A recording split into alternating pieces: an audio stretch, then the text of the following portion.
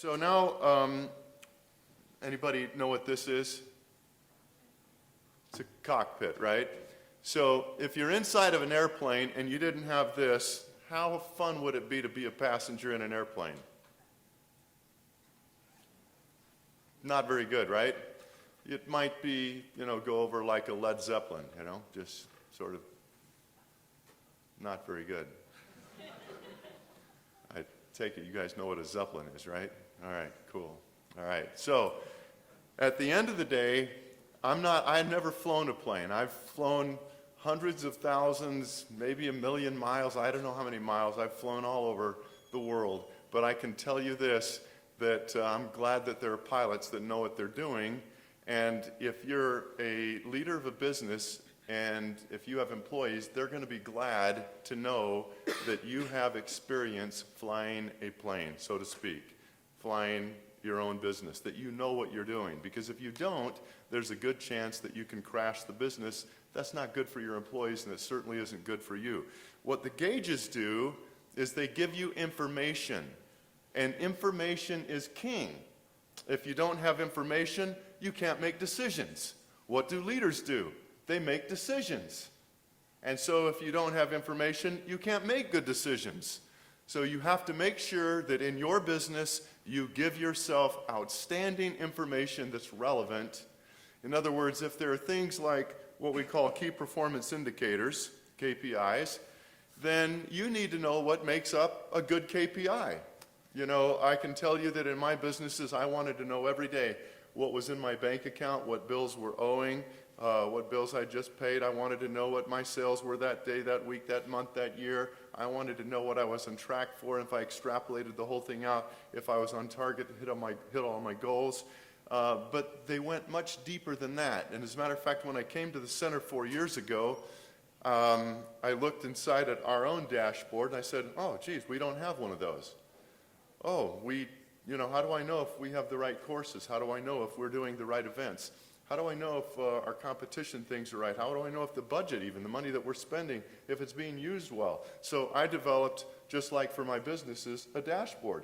And if you were to see that dashboard, you'd say, gee, that looks just like a great business dashboard, because every day I have all the information right at my fingertips, and I know if we're flying right or if we're not. And especially when you fly into the clouds, isn't it great if you have the information and you have these altimeters and different things that can tell you what's going on? When I take a look at key performance indicators, and I went into a private foundation that was having some struggles, okay? And they had been a big typhoon that had happened in the Philippines, and it had wiped out big sections. This is prior to this big one that just happened, and it wiped out big sections. And the regional manager that was running the Philippines had been there for a long time, like 15 years. And so the CEO of the foundation trusted what he was saying. But because he didn't have a dashboard and he didn't have information, he couldn't tell if what the regional manager was telling him was true. And as it turns out, the guy was doing loans that they typically didn't do. He wasn't dishonest, actually. The guy was in Area 70, who's currently serving as a mission president. So this is a good man that's trying to do things right, but he was feeling, sorry for the plight of the people, and so he made loans that were not traditional. And guess what? Those loans didn't get paid back. Guess what? There was a write-off in the foundation of about $1 million. That's a big write-off for a foundation. And so I went in and I was working with the foundation. We developed better policies and procedures so that everybody knew what was sacrosanct about what they could and couldn't do. There was no question about it. And then they would develop green, yellow, and red zone. I told you guys you couldn't leave. So I'm going to be serious about that one, all right? So at any rate, we've got green, yellow, and red zone performance metrics, okay? How do we, if we know what the KPIs are, the key performance indicators, how do we know whether or not that these things are, if we're sitting in the right spot? Green is a narrow place.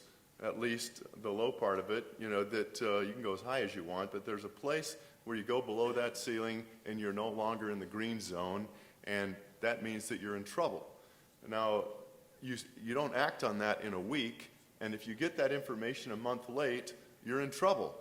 This foundation got its information months late, and that's why it lost $1 million. It could have been saved if they had dashboards. So we have these green, yellow, red zones, and then who can tell me what this reminds you of right here?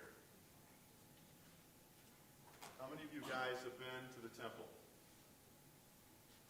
So then, what does that remind you of? Return and report. So I have a question. Do you ever see failure in the return and report process there? Really? Do you ever see failure on the return and report as it comes down from, the father to the son they all say, hey, I got it done, right?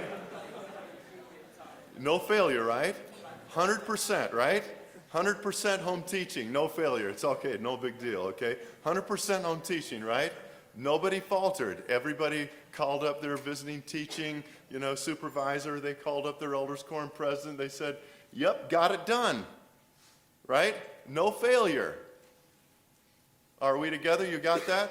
So this is what happens in a great organization. Managers and leaders, they inspect what they expect. And if you turn to Abraham 4:13, it says, and the gods watched those things which they had ordered, what? Until they obeyed. That's a good leadership principle right there out of the scriptures. Okay? So I want you to think about that as a leader in any organization that you ever are a part of.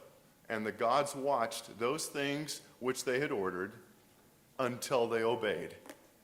And note that there was never failure. And I can tell you that it's possible. As a young elders quorum president when I was 22, I made sure that we had 100% home teaching. Why? Not because I was interested in the number, but because I understood the principle of being a shepherd.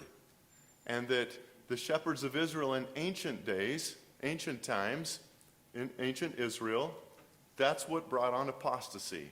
It's why the church faltered, is because the shepherds failed to watch over the flocks and they only cared for themselves. Just go to Ezekiel 34, verses 1 through 3, and then you can go into all kinds of places into Jeremiah and see how the Lord chastens Israel because they weren't being good shepherds. Well, that's what we are as home and visiting teachers, and as leaders in any organization, it's also what we are. We are good shepherds. Go ahead and read John chapter 10 for one of the greatest leadership lessons that you'll ever learn. John chapter 10. You read the whole thing in terms of being a leader and ponder every verse of the first 10 or 11 or 12 that you read from that vantage point and see what happens. All right. So one of my good friends, how many of you have taken a class from Gary Rhodes? Okay, he wrote a book that I like, and he wrote this: an effective leader will plan before you act, learn before you plan, and when things take an unexpected negative turn, you'll step back and learn more before letting one false word or one cross-eyed look spoil your chances for success. Now you think about that one for a minute. I have been in 100 or 200 or 500 and probably 1,000 situations where that is easier said than done. I mean, I was just talking to a friend of mine this morning, and while he was on vacation and he had somebody watching their home and whatever else, I won't go into all the gory details, but basically the commode got stopped up, and she just left, and then $60,000 worth of damage was done.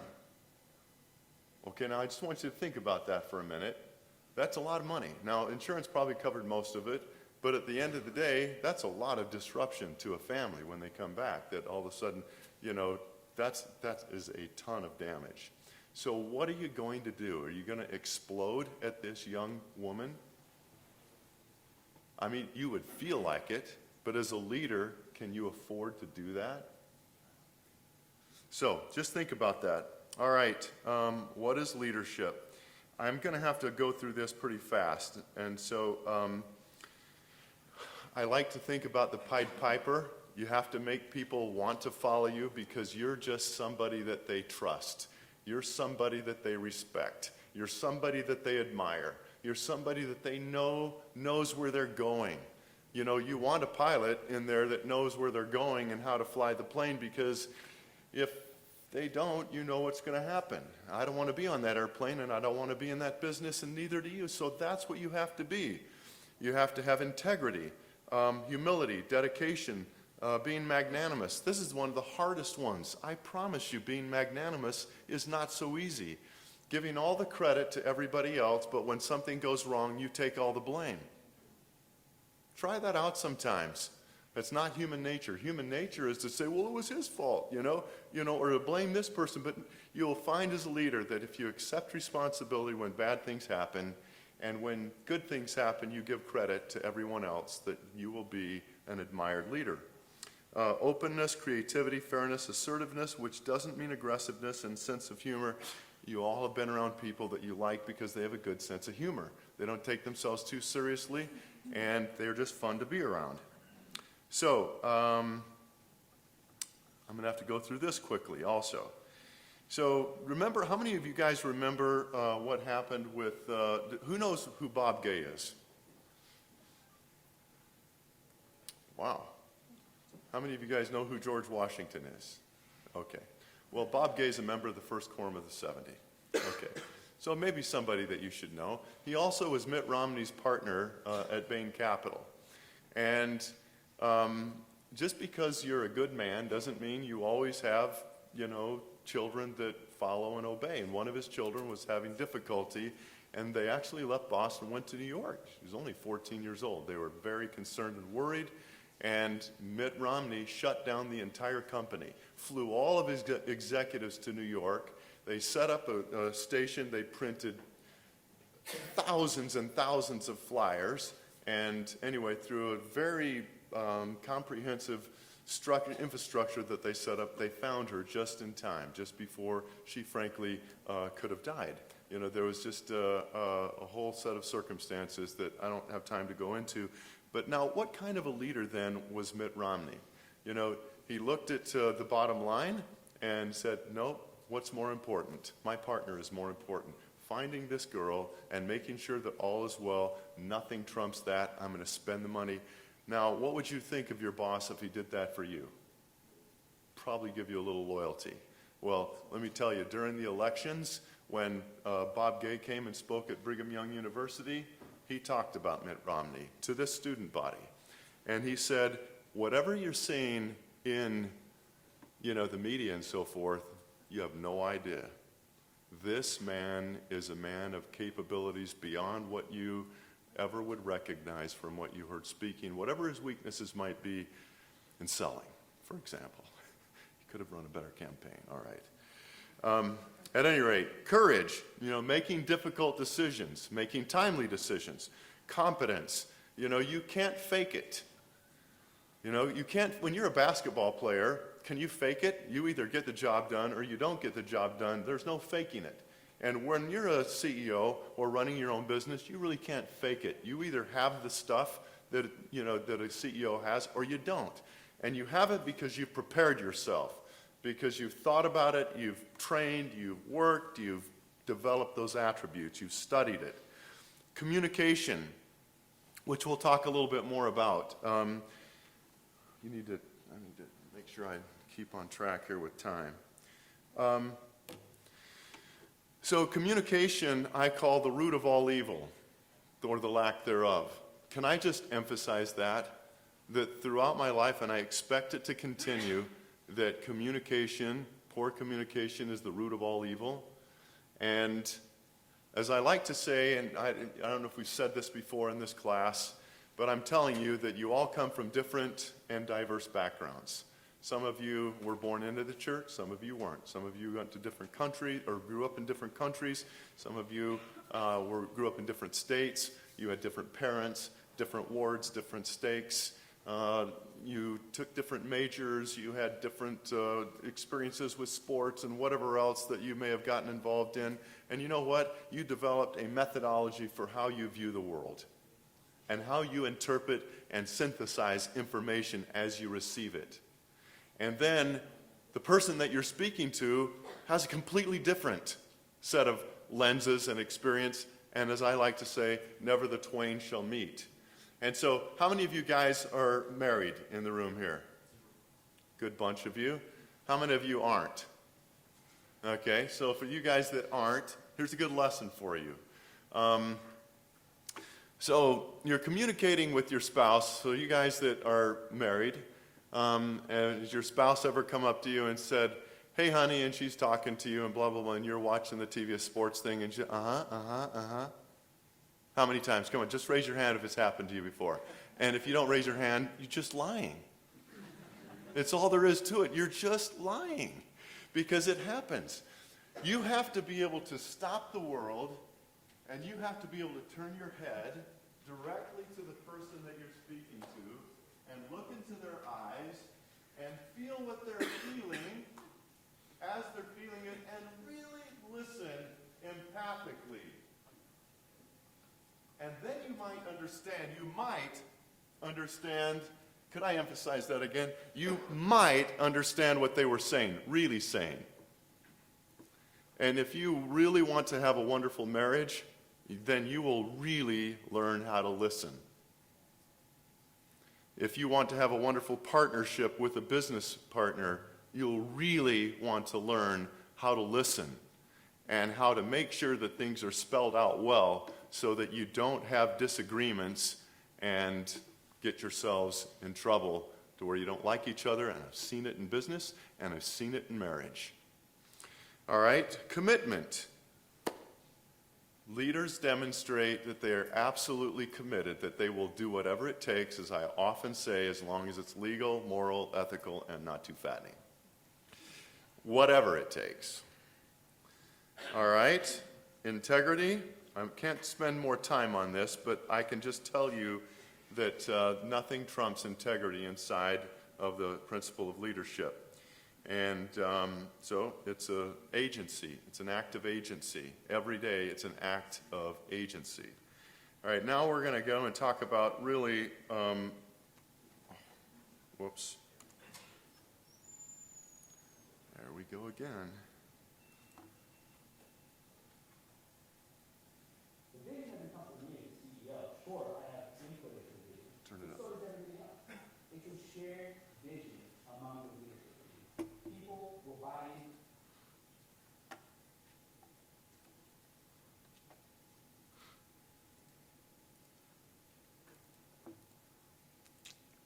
You can't just turn it up. No, looks like it's all the way up on the computer. Okay, that's okay. Let's just go with it then.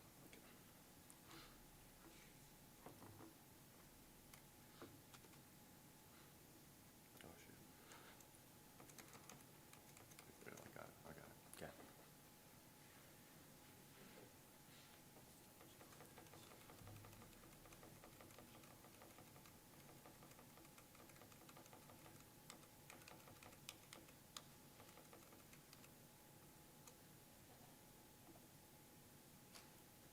Yeah, that's as much volume as we get. The vision doesn't come from me as a CEO. Sure, I have input into the vision, but so does everybody else. It's a shared vision among the leadership team. People will buy into something that they help create. Now, when you're creating a vision, not a lot of startups have vision statements. And it's vital to keep alignment as you scale. Our vision statement is right up front as you walk in the building. And the vision statement can be anything you want. Where do you want to be in 2 years?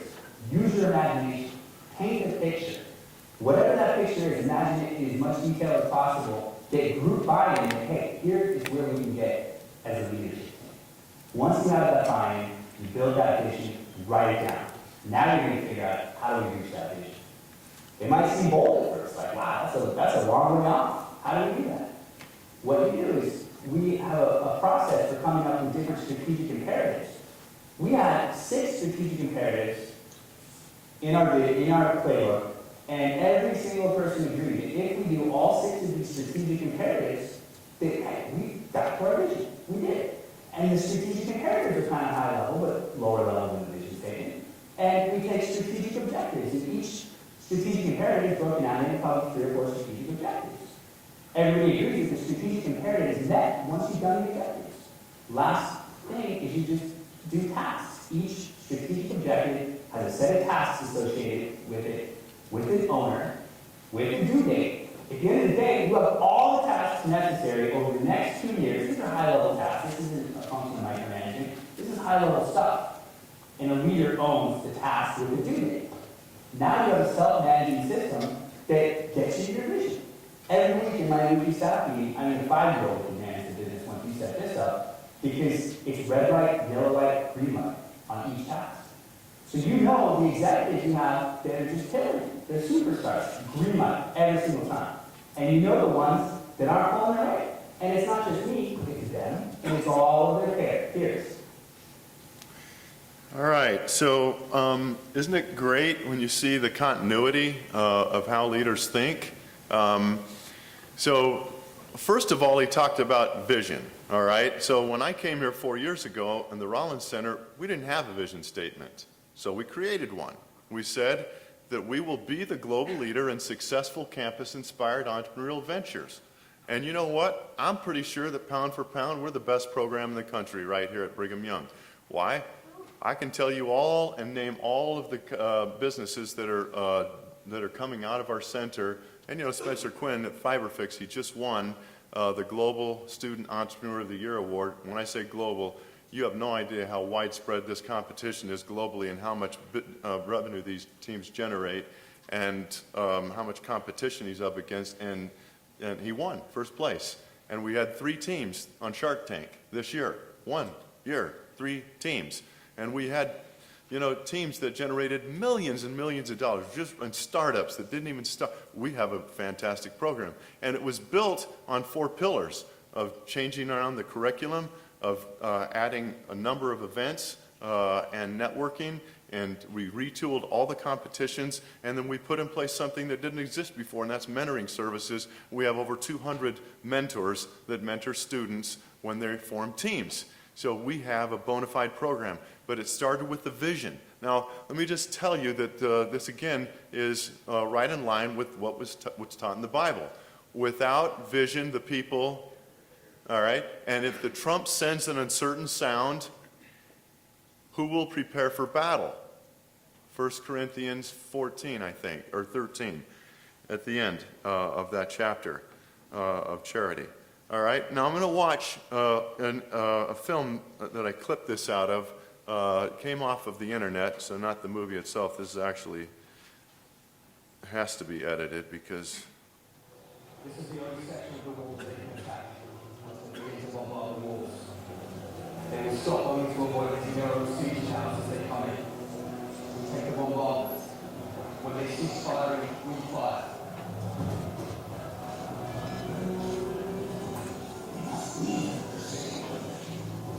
Now exactly what I wish. A fastest horses for a message. It is unfortunate about people. What is God's will?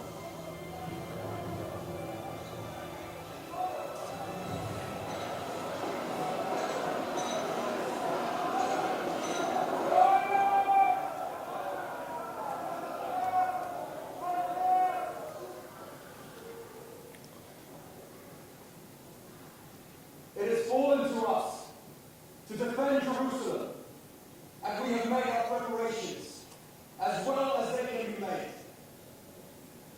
None of us took this city from Muslims. No Muslim of the great army now coming against us was born when this city was lost. We fight over an offense we did not give, against those who were not alive to be offended. What is Jerusalem? Your holy places lie over the Jewish temple that the Romans pulled down. The Muslim places of worship lie over your Which is more holy? The wall? The mosque? The sepulchre? Who has claim? No one has claim. All have claim. We defend this city, not to protect these stones, but the people living within these walls.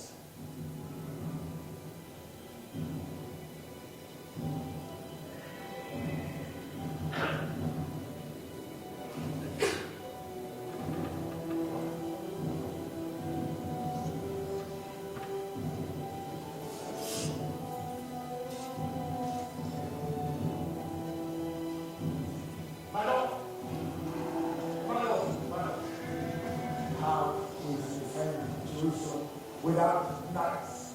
We have no knights.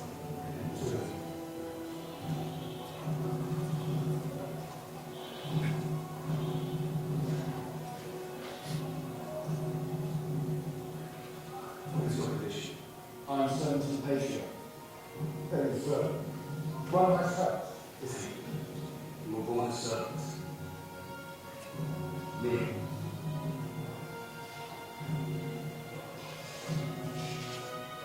Every man at arms, or capable of bearing them.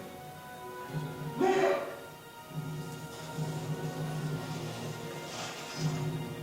On your knees!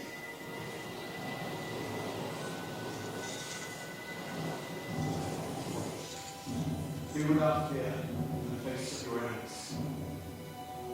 Be brave and upright with God made up. Speak the truth, even if it leads to your death. Safeguard the helpless. That is your own.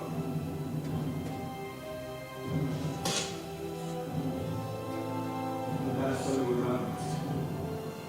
Rise and light! Rise and light! Who do you think you are? You alter the world. Make it a man and knight, we are better fighter.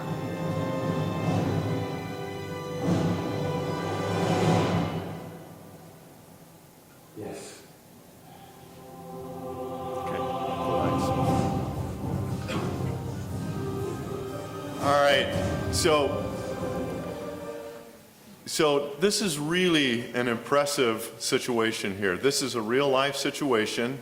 If he was going against Saladin, the great Arab leader, and he was. This was the first crusade when Jerusalem actually fell. The Christians lost it, and they were trying to get it back. Anyway, the point is that he stood up there in a real life setting and had to save something, and he had limited situation to work with. He didn't have trained knights, but he had to inspire his people. You know, I've been in this situation before. In one of my companies, APU Solutions, when I had 3 of my executives that got feeling like I was away in France for my 20th wedding anniversary in the year 2000, and they got squeamish on the economy. And while I was gone, because in April 13th, 2000, the tech market dropped 318 points, and it was the beginning of the end of the internet bubble. And so they left, but they just didn't leave. They were officers, and they went down, they emptied the bank account, and they took this money. And so I have the opportunity of suing them. Then now my company's embroiled in a lawsuit, and I can't raise any further money. Or I can go and just build a business. So I decided to go build the business, and I called all the employees together, very much like this situation, and said, you know what, we're going to make this thing work. And it was a pretty good long speech, outlined a whole plan, showed them what they were going to do, what we were going to do. Of the 13 employees that sat there that day, 9 of them remained all the way through till when we sold the business 12 years later to Autotex, a Fortune 1000 company. They all stayed. Even the four that didn't stay to the end stayed for many years. So we had a great deal of success, but it was based on the importance of this principle of leadership. So we don't have time to get into some of this, so I'm going to go to another clip that will help illustrate. I'm the one who's rocking. I think your face looks greater than mine.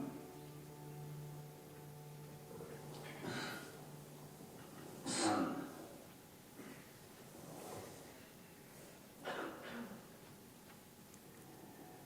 We must have alliance with England to prevail here. You achieved that. You saved your family, increased your land. In time, you'll have all the power in Scotland. Lands, titles, men, power, nothing. Nothing. Nothing. Don't fight for me. Because if they do not, I throw them off my land and I starve their wives and their children. Those men who bled the ground and bred at Falkirk, they fought for William Wallace, and he fights for something that I've never had. And I took it from him when I betrayed him, and I saw it in his face on the battlefield. And it's tearing me apart. Well, all men betray. All lose heart. I don't want to lose heart.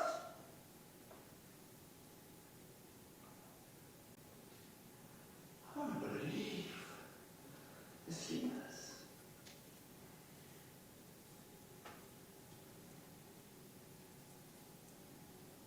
I will never be on the wrong side again. Okay. So, how many of you guys have seen Braveheart? All right. So here you've got a situation where on the one side he said, you know, they follow me because if they don't, I'm going to throw them off their lands and I'm going to starve them. But Wallace, they fight for him because they want to. That is a huge leadership difference. You know, for you to hang the carrot, you know, or the club over your employee, so to speak, and say, if you don't do this, you're out of here. As opposed to inspiring them to do great and lofty things because you trained them well, you prepared them well, you gave them an opportunity, and then they took it and they went with it. So, chairman of CEO and CEO of General Electric, I don't know if you remember Jack Welch, he was one of my heroes in terms of business, at least, as I was a young business leader. He said that leaders create a vision, articulate the vision, passionately own the vision, and relentlessly drive to its completion. And one of the things that I like to say, being a history buff, is the Duke of Wellington, who defeated Napoleon on the field of battle and stopped his global descent, he said that Napoleon's worth on the battlefield was 40,000 soldiers. So I have a question for each one of you, and I want you to think about it. What's yours? You really think about that. What's yours when you walk into a room? What's yours when you're in a leadership situation? Why is it that Napoleon was worth 40,000 soldiers, according to the Duke of Wellington, on the field of battle? It was his presence. It was his command. It was probably a host of other things that I don't know about Napoleon, because we also know that he was ruthless. But we know that he was a great leader from a military standpoint. But if you've got genuine people skills, because you truly care about people, because why? You remember what the Savior said, or John said about the Savior. We loved him because he loved us first. We loved him because he loved us first. That will really help you with people. And decision making, leaders know how to make decisions, right, wrong, or indifferent. They know how to make decisions. They gather facts, they gather information. They don't wait till it's perfect. They get it about right on time, because there is no such thing as having perfect information. And if you wait for perfect information, you'll be paralyzed and you'll never make decisions. So whenever you're making decisions here in the future, will you think about that and just be able to make decisions? You don't make blind decisions. You make the best decisions that you know how with the information that you have at hand. You make it and you live with it and you learn from it and you move on, because that is why we're here on earth, is to obtain experience. And that's what you're going to get by making decisions, the best ones you can, and not repeating the same mistake twice. Going to end with just a couple of things. Now, here's what I think we're going to try. I don't know how well this is going to work, but I know that a lot of you are going to have to leave at 4:20. But we're not going to have typical Q&A and leave the room. I'm going to say, I don't know if even anybody comes in after, but I'm going to stick around and I'm going to continue this presentation for anyone who's interested in. So hopefully that there's enough who are interested, but you're not required to stay at 4:20. You can go, but you got 4 minutes. I need to finish up. Planning and strategy are really important, and I'm going to have to go through this, but because I want to get to this clip.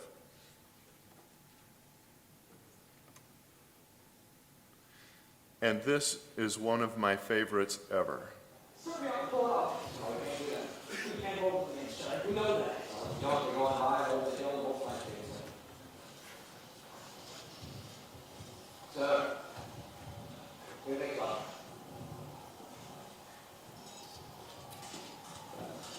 Get in the way. If you're sitting there, we can't shoot. It's 6 minutes.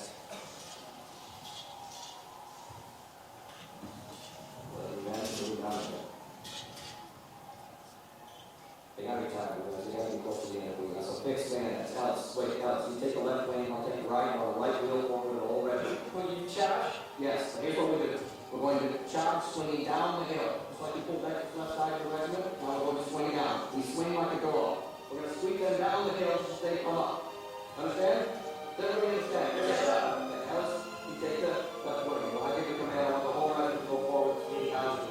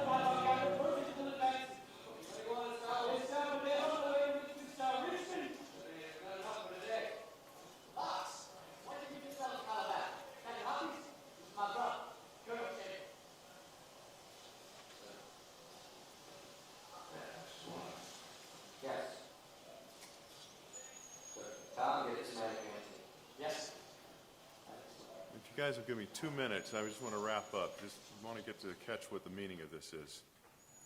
And then I'll let you guys go. Get the lights up. Okay. So what's really important about this clip is this is a clip of the Civil War at Gettysburg. At the Battle of Little Round Top there, the Southern armies had about 2,500 soldiers to the 400 or so of the Union armies. They were out of ammunition, and they were the last line of defense. If they don't hold that hill, then they sweep over the hill and into the valley, take over, and we lose the Battle of Gettysburg. If we lose the Battle of Gettysburg, we probably lose the Civil War.